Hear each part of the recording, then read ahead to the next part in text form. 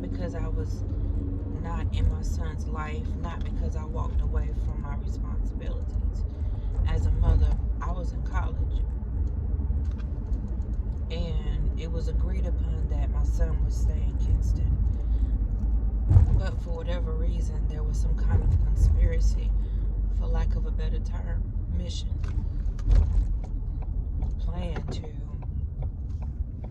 have my son call someone mother that was not his mother. And to my son's disadvantage, my fault.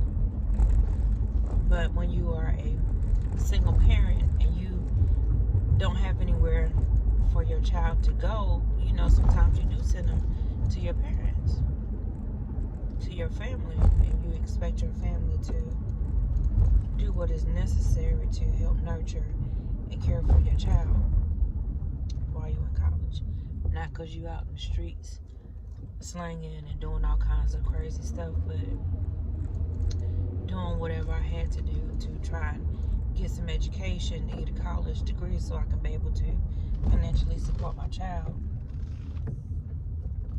without having to be dependent upon anyone. So that was always, and has always been my goal, was always my goal as a single parent. But I understand that I believe that when a child is being taught to call someone mom, and not just that was of course the beginning of it, but when the conversation from these two specific people and others sway my son's opinion away from me because he's looking at how they treat me and sees the family functioning to a certain level without me. And his conclusion is, there's something was wrong with my mother because she's the only one that's not included. So that must mean something is wrong with her because other people, also talk about my mom. So my son grew up. He grew up seeing all of that. And there were times when I wouldn't associate with them as my son was growing up, because I still craved and yearned to be around my family, and because I love my family, and because I still wanted to be a part. I would go back around them after a certain time would pass without associating with them, and it would put my son right back in, not just him but me. So that meant that going around my family and hearing the criticism, I could never do anything right, no matter how I dressed, no matter how I looked. It was always something to judge critically, harshly. Something about me that just... So that was the barometer by which they measured who I am as a mother. If I didn't look a certain way, if I was taking naps all the time, or if I took a nap, or whatever. Just say if I didn't have money to go out to eat all the time. Even when I told them, like, listen, I don't have cash like that to be going out to eat all the time. Can we do something else besides going out to eat? Can we go to the grocery store and buy some food and cook it at the house? That'll save all of us some money. But no, it's always, well, you come on and such and such will pay for you. And, after that transaction, why you always having, somebody else pay for your food? I'm like, and I never understood what that was. Like, I never understood it. And you will probably hear, and think, well, she must have been doing something wrong. That's why I don't mind being transparent, because the truth needs to be told about situations when we have been maliciously attacked for no reason. And even if it is family that has been running this campaign to um,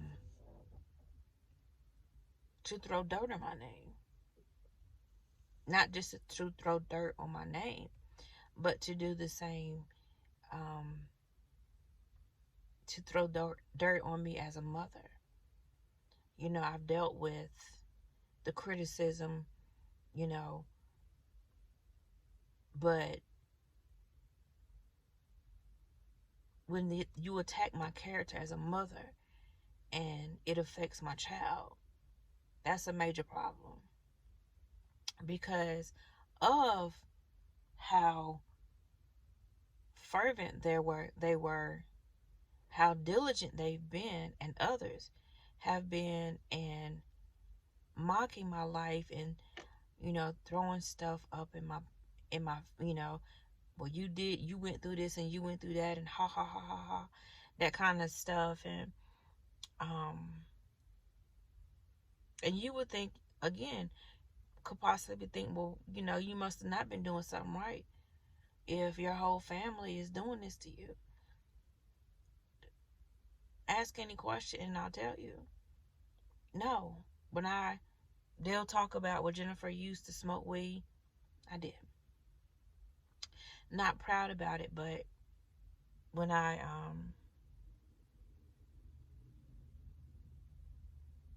came back to Winston-Salem State to attempt to finish my degree in nursing, I left my child at my parents' house. My youngest, number 4, the youngest one, she was still in high school. So, and it was a discussion that I had with my mother because I knew that he would have to stay there with them. And, you know,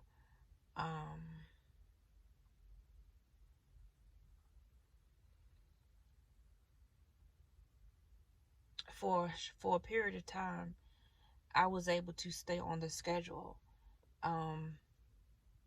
at my 2 jobs that I had back in Kinston, and would go there and work on the weekends.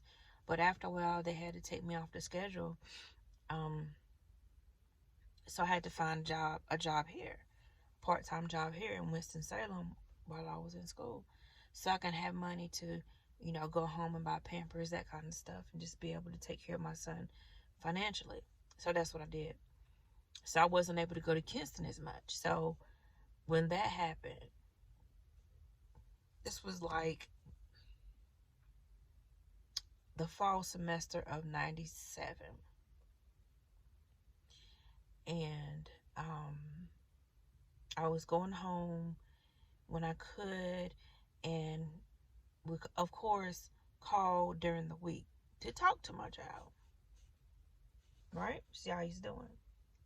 If that makes me a bad mom, okay. But this is the truth. So it got to a point where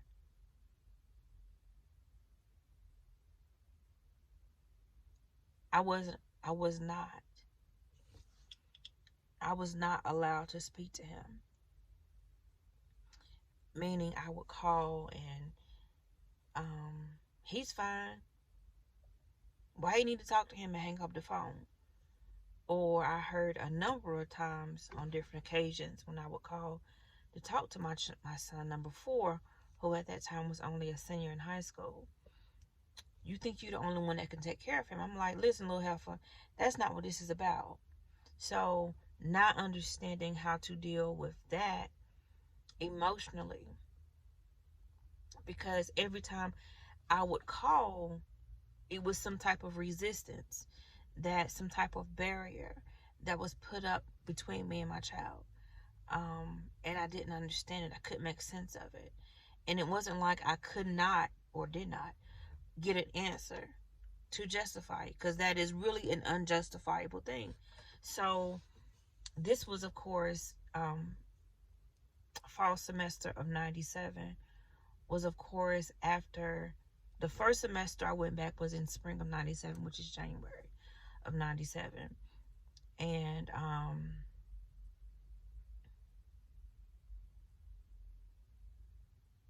when I first heard him call the youngest one, number 4, mom, I didn't know how to deal with that. I didn't know how to deal with that, emotionally so. Because I really didn't know what to do with that. There's nothing that anybody could say that would justify that, because it's not like I wasn't around. Why would you do that? You know? And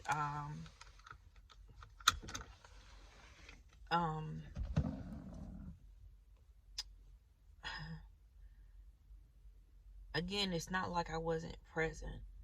It's not like I was just in the club, hanging out in the streets, and not giving any attention to my child. Because anybody that knows me knows that my son is my heartbeat. And not saying that there weren't times when I did, like, skip a weekend of going. Just say, for example, when I was working here in Winston-Salem, and just say, for example, if I had to be to work on a Saturday, or work Friday, Saturday, and Sunday, like, I couldn't go. So anyway, what happened after that, when I was not able to go to Kinston every weekend to see about my son, they began to put up more and more barriers in my communication with him. So let me digress. So before I got the job here in Winston-Salem, I was going home on the weekends to work, and that kind of thing, while I was able to stay on the schedule there.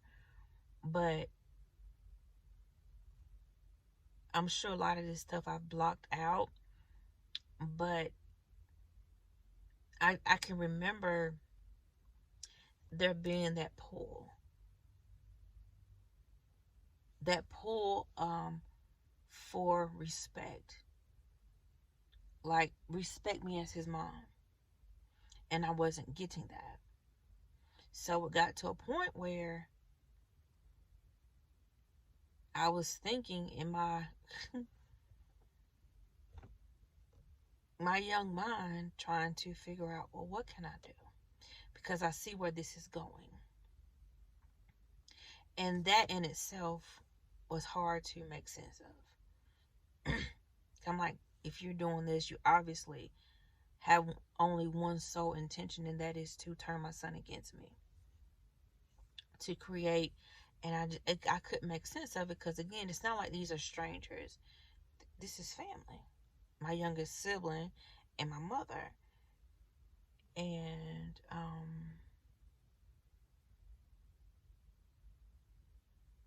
so for a period of time, I would go through these phases where I was in denial about their intentions. I'm like, man, because that's just too far-fetched. They would not do this. It's just so. Anyway, so once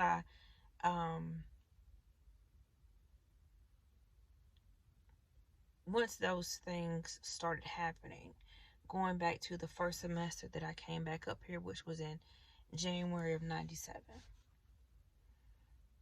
And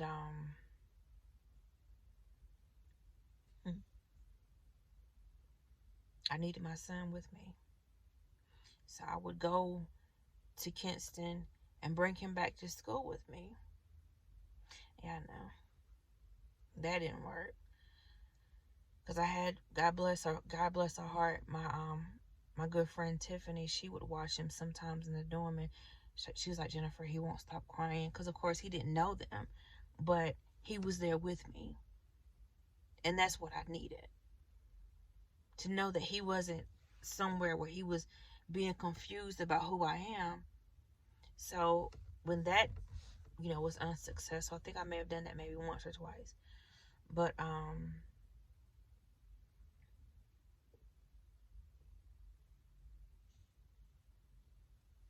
I started smoking weed because I didn't know how to deal with it. being told, why you need to talk to him? I'm his mother. And it was always something like that. If it wasn't that exact same sentence, it was something very similar to that, to why you want to talk to him or something like that. So yeah, I started smoking weed because I didn't know how to deal with it. Um, not proud about that, but while you're in school, in college, and you're really needing to focus, right? And the nursing requires a lot of focus because you have science classes, you have a lot of things that require strong, deep comprehension, analytical skills, all of that stuff. I couldn't do it. I couldn't do it because I was, worried about my child. Like, what is he being taught? What are they doing with him? So, um, I ended up in an abusive relationship with this guy that I met 1 year during summer school. I think it was in summer of,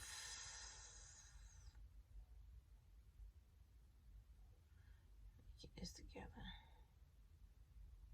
the summer of 98. Anyway, it was over the summer, during summer school 1 year. And I wasn't running from my responsibilities because that's not even me.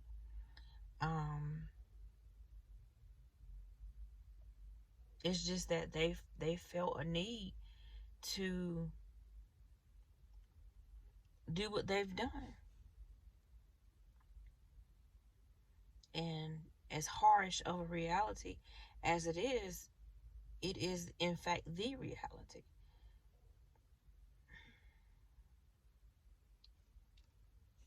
So emotionally, so how do you deal with that? Psychologically, so how do you deal with that? Can't make sense of it. So when I met the guy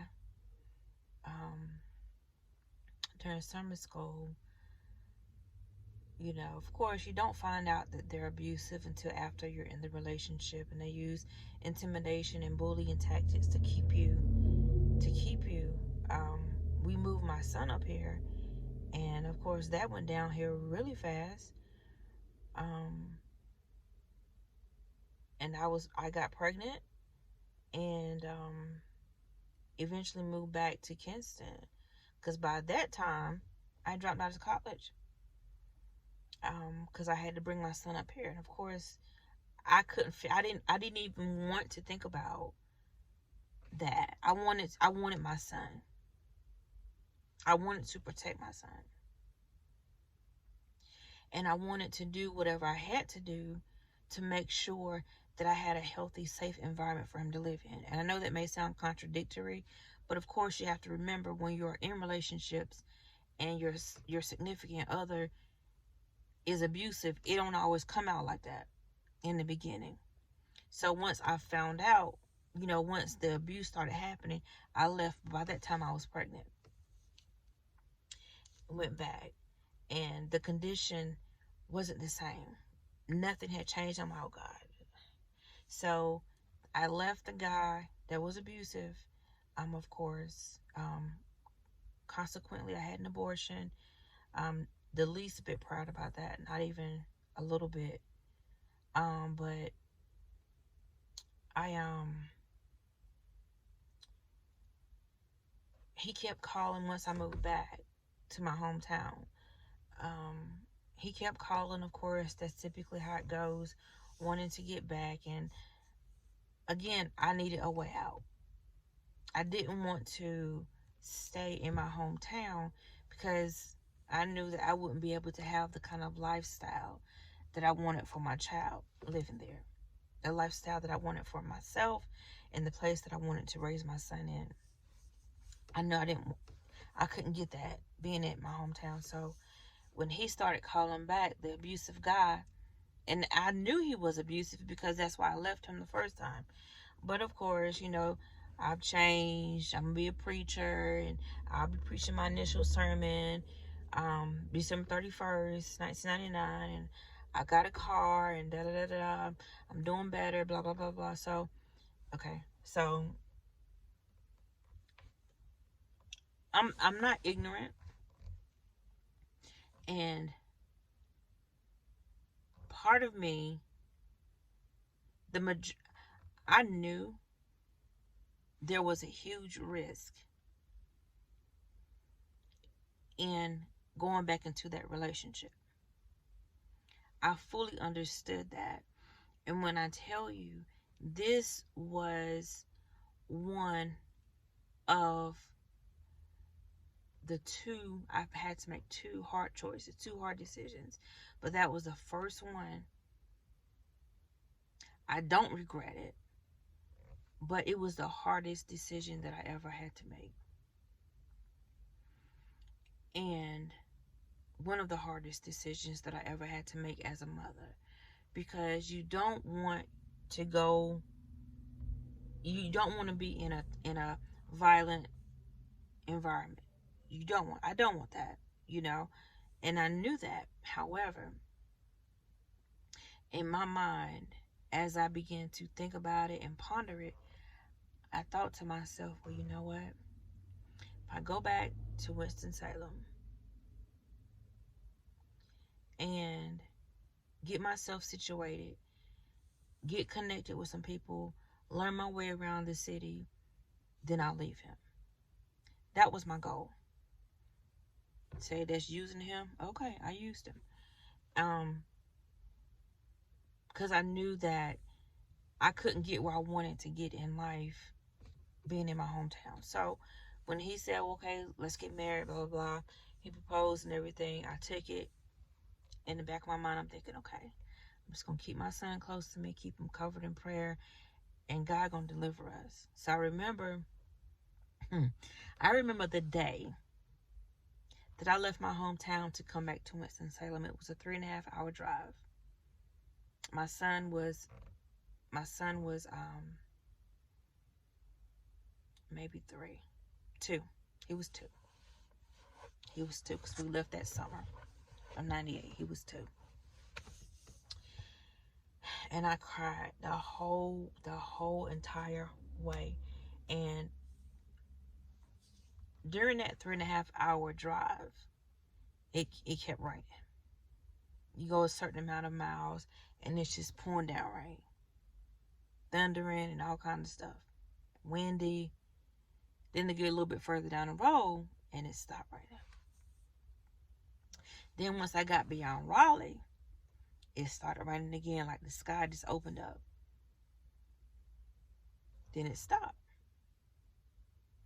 Then when I got on the other side of Burlington, heading towards Greensboro, it started pouring down again. I mean, just raining. You would think that somebody just had their sprinklers out in the strongest force that they had, and it was just drenching. And I remember I had stopped on the side of the road, and I just cried because it was raining too hard for me to see on the road. So I pulled over, and I was just crying. But at that point, I saw the struggle that my son was having, emotionally so. Because you know your children, right? They won't give me that credit, and we'll get into that in another video about the emotional manipulation. But I didn't want my son to be confused about me, because clearly this is 24 years later. That's what their objective is, because look at what's going on now. And my son is not responsible for how adults act, and in this case, shouldn't act.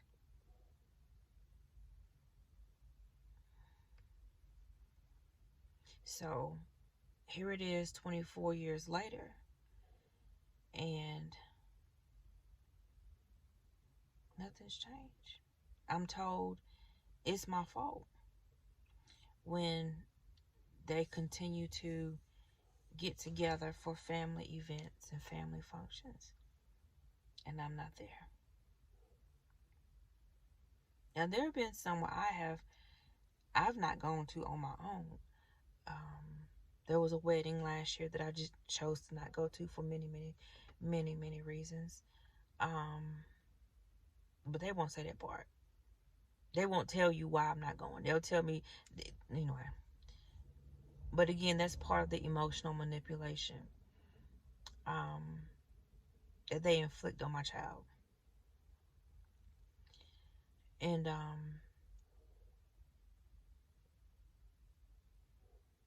if I bring it up, and when I do, I can't talk about it. No one ever says, but you know what? I know that's not right. Because in their eyes, it's right. There's nothing wrong with having family functions and the entire family's not there. I'm the only one. I'll be 44 years old this year. And I'm always the only one when they do everything. Most things. I'm not going to say everything. Because over the years, there's been some things that I've been invited to. But hear my words. Some things. Not everything. That I've been invited to. So now that my son is older, because I did raise him to love family and all of that. But at the same time, when he was younger, his whole mindset was about me.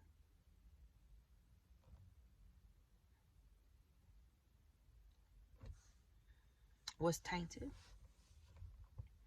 Because he was taught to call somebody mom. That's not his mother. And she even, the last time that we did have a confrontation, it was some years ago, but she still carries the same mentality in her attitude. You know, you could just tell that people are pompous and they think more of themselves than they should. But the last time we had a verbal confrontation, she told me that she wouldn't have had to do a certain something to my son if I had been a better mother to him. This is the youngest one. This is number 4.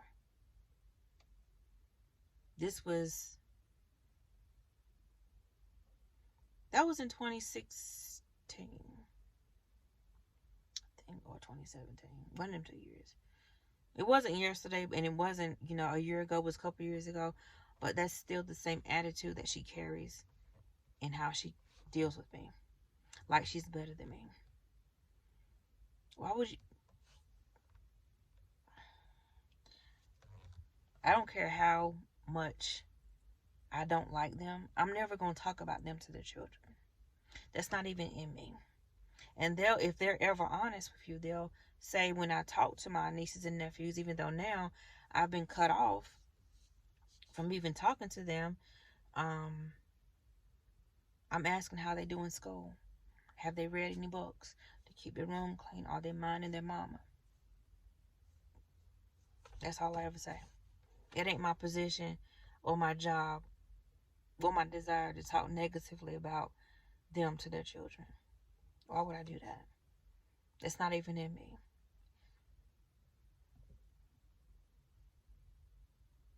So, my next video upload to my channel, Freedom and Truth, we will discuss emotional manipulation. And so you can see what it looks like. Because a lot of times, because I'll use myself as the example, I didn't understand what this was back then. And even though it was things that people were doing, and you can just say, well, just get over it, just deal with it, just live your life. Emotional, when people manipulate you emotionally and psychologically, it does affect you. And because it did affect me, and because it was affecting me, and I didn't know what it was, it slowed down my own emotional and psychological growth. Because I was always told, oh, it's my fault. Meaning it's my fault. when they would have get-togethers and stuff like that, it was always my fault. And I didn't know that I was being manipulated emotionally. I didn't know that. And I didn't know how to deal with it because I didn't know what it was. So that's my goal. That's my goal. And I don't mind using my life as an example to help the next person. So check back on my page on Tuesday. I think that's March the 2nd. And I'll have a more in-depth discussion about emotional manipulation, what it means, so you'll know how to identify it in your own life. Okay? Talk to you soon.